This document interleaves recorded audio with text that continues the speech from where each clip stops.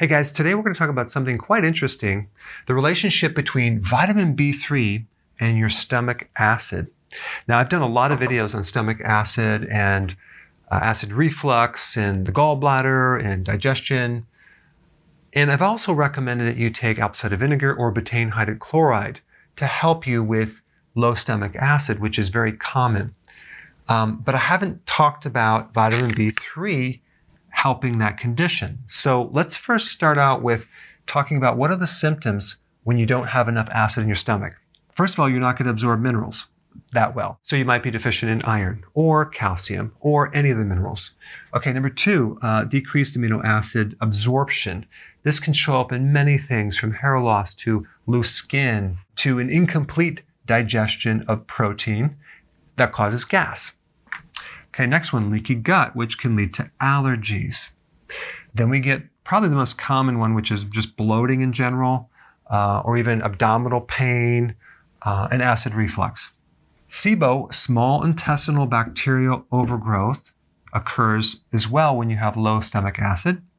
And that's where you have bacteria growing in the wrong place. It's growing in the small intestine, not the large. And every time you consume anything with fiber, it gets worse. So you can't consume a lot of salad, for example, without being bloated. Also, if you take probiotics, it makes it worse because it's not necessarily that you have all bad bacteria in your small intestine. It could be good bacteria. It's just overgrowing in the wrong place. And these microbes are eating up all your nutrition, so you're going to usually have nutritional deficiencies just from that alone. And you can also have an infection lower in the digestive tract because the purpose of hydrochloric acid, one big purpose, is to kill off the pathogens so they don't go through the stomach into the small intestine and the large intestine. So you can have an infection down there, and that can create an immune problem and lead to all sorts of issues.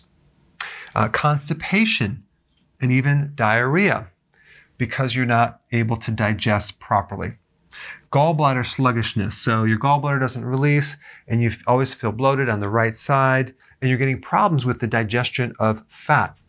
So these are all the symptoms that can occur when you don't have hydrochloric acid. Now, you can actually take betaine hydrochloride, cider vinegar to improve the acidity in your stomach. Even, by the way, fasting improves hydrochloric acid.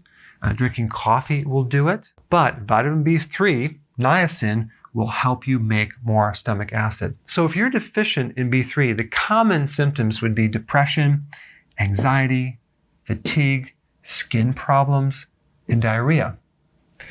But think about it. B3 is involved in over 300 enzymes in your body. It's like a cofactor. It's a helper to make these enzymes. So there's a lot of things that happen with vitamin B3. But if you have a subclinical deficiency, so you have B3, but it's just not enough, but the body will use B3 in a certain priority system. Okay, so it might handle your depression and anxiety and fatigue and prevent diarrhea, but it might not be able to make hydrochloric acid because the body might not consider hydrochloric acid production as the priority, and these take over. So if you're deficient in B3, you may not have all of the deficiency symptoms, just a few. But there's a condition called B3 dependency, okay?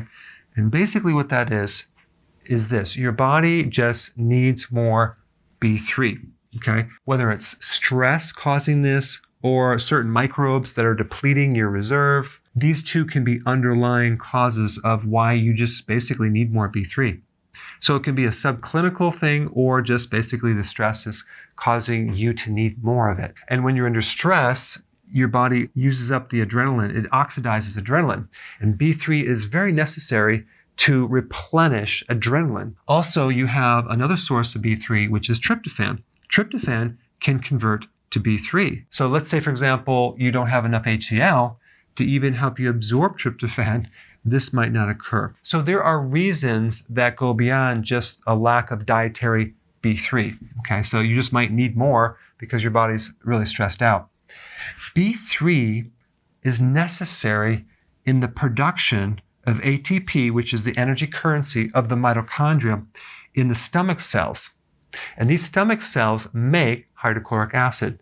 So if you don't have enough B3 and your cells can't make enough hydrochloric acid, you will start experiencing some of these symptoms right here. Maybe not these, but these over here. So you watch my video and I tell you to drink apple cider vinegar and it doesn't work.